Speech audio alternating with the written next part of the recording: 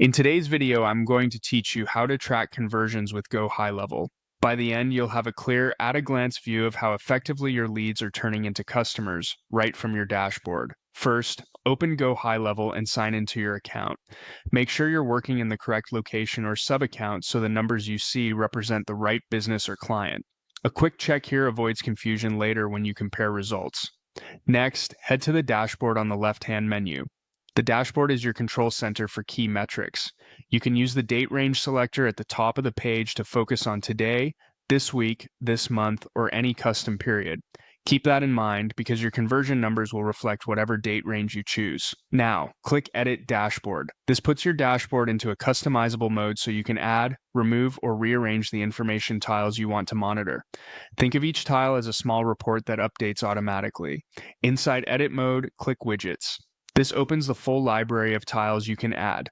Widgets are grouped by categories and use cases, which makes it easy to find exactly what you need without cluttering your dashboard. In the widget search bar, type Conversion. This filters the list so you don't have to scroll through unrelated options. Using the search is the fastest way to find the specific performance metrics you care about. Scroll down and choose the General category. General contains widely useful, high-level performance tiles that work across most accounts and funnels. It's a great place to find overview metrics that help you make quick decisions. Finally, click Conversion Rate. This adds the Conversion Rate widget to your dashboard layout. The Conversion Rate widget shows the percentage of opportunities that convert within your selected date range.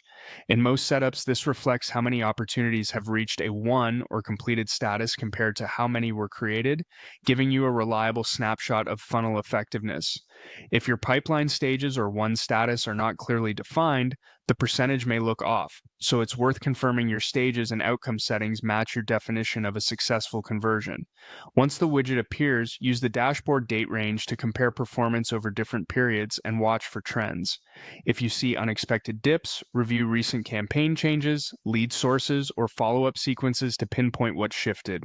Keep your widget set to the most meaningful time frame for your business cadence. Weekly for active campaigns, monthly for executive summaries. That's it. With the conversion rate widget in place, you have a simple, reliable way to track how well your marketing and sales process is turning leads into results.